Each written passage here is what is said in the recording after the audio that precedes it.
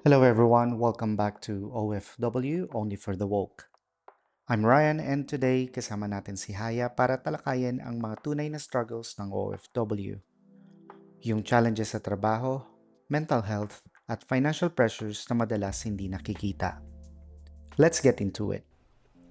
Ang napansin ko kasi, since ako OFW ako, parang sa akin personally, ang na-instill is, sige, nurse kasi ako. Nurse ako by profession. Pag ang sinasabi sa akin lagi, pag push mo yung nursing bago pa ako mag-college, 'di ba? Mag-nurse ka na lang para sumahod ka ng malaki, magpunta ka ng ibang bansa, para million kagad yung kinikita mo. Tapos magpatayo ka ng bahay natin dito, ganun. Kung tutumbukin mo yung patutunguhan ng mga example na yun, parang it all boils down to one thing.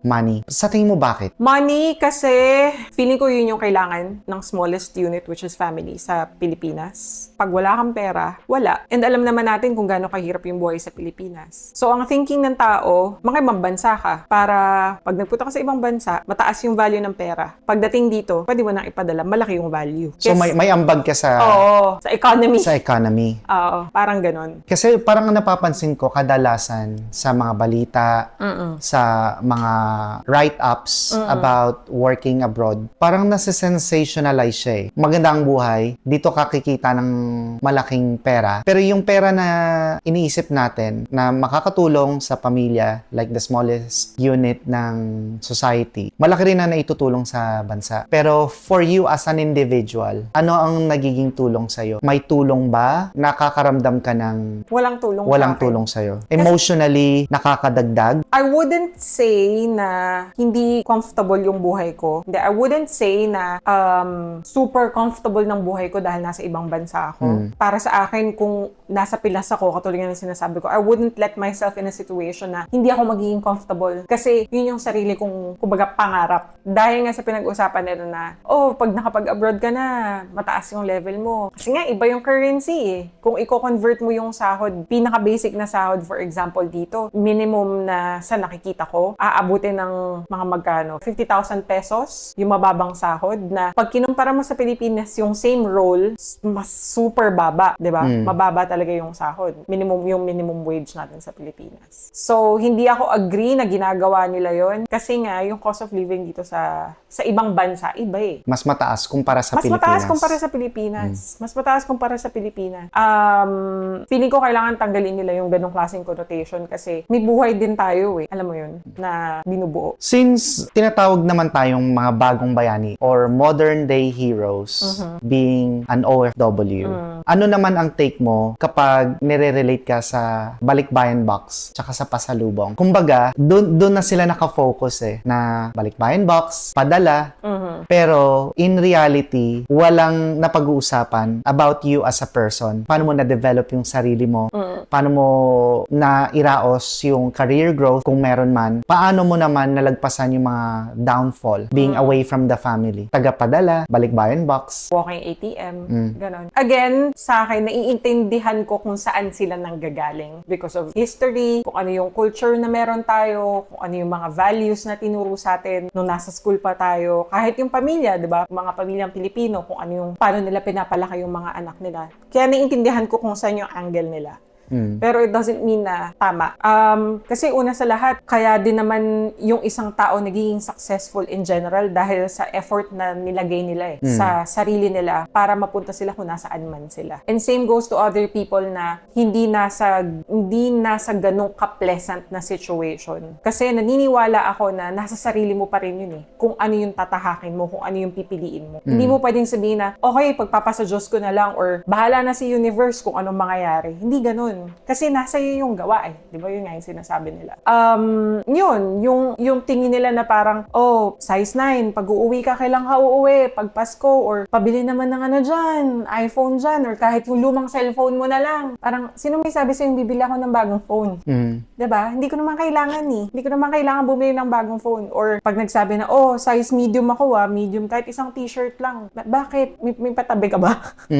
Parang ganun. Kailangan mabago yun kasi hindi siya healthy para sa tao na nagsusumikap din para sa sarili niya. Tapos kapag may hindi ka nabigyan, Masama loob. madamot ka na. Oo, madamot. Nagbago ka na. Nagbago ka na. Hindi ka naman ganyan dati. Alam mo yun? Feeling ko yung thinking na yun, is parang sa atin sa atin, sa Pilipinas. Ewan ko kung ganun din sa'yo. Kasi di ba ganun tayo nabuo? Ganun ka nahulma as a person, di ba, ng family mo, syempre, ng peers mo, or sa school, ganyan. Kasi yun yung nag-influence sa'yo, di ba? Tapos nung nakarating ka na ng ibang bansa, parang na-realize mo na, ay, hindi pala tama yung mga values na natutunan ko from before.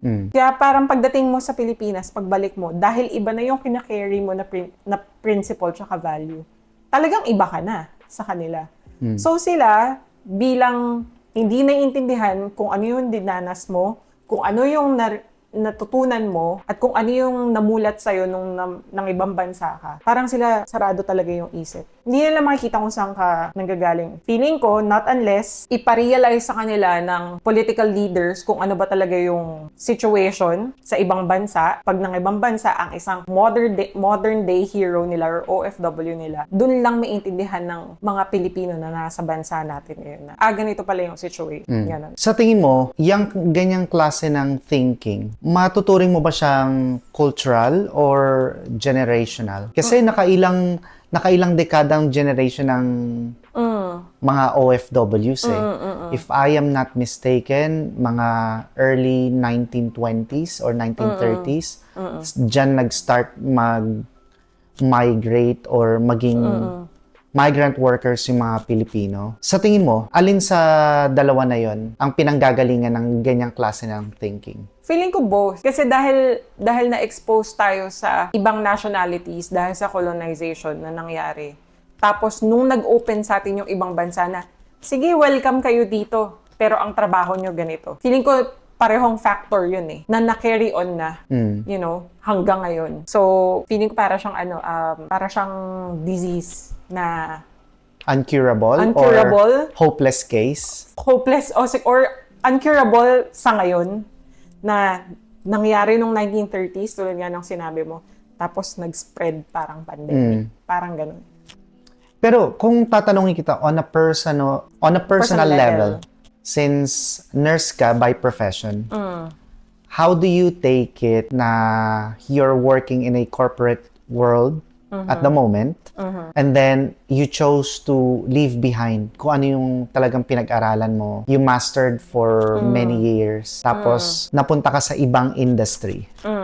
From nurse, naging cabin crew, and then ngayon sa corporate world. Paano mo siya ipapaliwanag na paano mo nagawang talikuran ng ganon kadali yung, kumbaga nagpakadalubhasa ka ng 4 years eh, kung ayun yung tamang term doon. And in the end, hindi ka rin naman nagpaka-master as nurse. Oo. Yung career change. Yung career change. Saan nang gagaling at paano mo siya maipapaliwanag on a personal level? On a personal level, yun yung sinasabi ko na hindi kasi siya na-share yung proper knowledge ng maayos sa ating mga Pilipino. Simula pagkabata na ako na lang, for example, 'di ba, ako bilang nurse sa Pilipinas, hindi ko alam na pag nagpunta ka pala ng ibang bansa, bukod sa mga exams na kailangan mong i-take, meron ka pang couple of years na experience na kailangan, minsan certain experiences pa yung kailangan nila para maging nurse ka sa bansa na yun. Kulang yung knowledge na tinuro nila sa atin. Kaya nga nasabi mo, 'di ba, na bakit may mga ibang highly professionals na pagdating sa ibang bansa, parang downgrade. Kasi hindi nila alam eh. Or sometimes, yung quality of education, hindi ganun na acknowledge sa ibang bansa. Kaya kailangan mo pang kumuha ng credentials, na ibang credentials na magmamatch dun sa bansa kung saan ka pupunta. Yun yung sinasabi ko na dapat, from the very beginning, ganun yung klaseng education piece na binibigay or pinlano ng government or ng kung sino mang government entity ang dapat mag-educate sa mga tao. Hindi lang yung para sabihin mo na, galingan mo sa school ha, para maging doctor ka or para maging nurse ka or para maging lawyer ka. Tapos mga ibang bansa ka para malaki sahod mo. Hindi naman siya ganun eh. Parang ang dami mo pang pwedeng i-consider bago ka maging, ano mo yun? Naging mahirap ba sa'yo na sabihin sa parents mo na pinagpaguran nating matapos ko, magka-cabin crew ako? Naging mahirap siya sa'yo? Na-explain sa kanila? Hindi. Actually, hindi sa mahirap mag-explain. Pinag-isipan ko kung paano ko i-explain. Kasi dahil nga sa connotation nila na, uy, kapag nurse ka dito, pagdating mo dun, pwede ka na mag-nurse. Para milyon na yung sahod mo, makapagpatayo ka na ng bahay natin. Kaya ko siya naitanong sa'yo kasi marami kong mga kakilala, mga classmates ko nung college, nung high school, na since sila ang bumubuhay sa pamilya, breadwinner, panganay man, bunso, or nasa gitna, sila yung mga inaasahan. Kung baga, hindi naging mahirap sa kanila na ipaliwanag sa magulang kasi yung magulang nila, oo na lang. As long as makakapag-provide ka. Yun din naman yung nasa isip ng feeling ko kahit na kapag lalo na pag breadwinner ka tapos may umaasa sa'yo. Yun talaga yung iisipin. Tama ka sa sinabi mo. And the only reason why it was easy for me to explain is because sinabi ko na, by the way, mas mataas ang sahod ng cabin crew kaysa sa nurse dito. So, talaga ba? So, mas madaling i-accept. Bago natin i-end yung conversation, sa tingin mo bang pagiging breadwinner sa Philippine society lang siya talagang nag-i-exist ng 100%? No. I mean, I don't know the real statistics, pero Parang lagi siyang... laging tayo, no? Kasi Kahit sa movies, no? Oo. Pag Pilipinong kausap mo, pag sinabi breadwinner, alam nila yung pinag-uusapan nating breadwinner. Kasi may mga ka-work ako na hindi nila alam yung term na breadwinner. Okay. Hindi nila alam yung concept Hindi na... sila familiar. Oo. Na bakit ko pagtatapusin ng pag-aaral yung kapatid ko? Wala silang ganong concept. So, sa tingin mo, yung ganitong klase ng... I would say it's a cultural practice. Paano siya mababago? Huwag mangurakot sa government. Nasa kurakot pa rin kasi talaga, no? Hindi.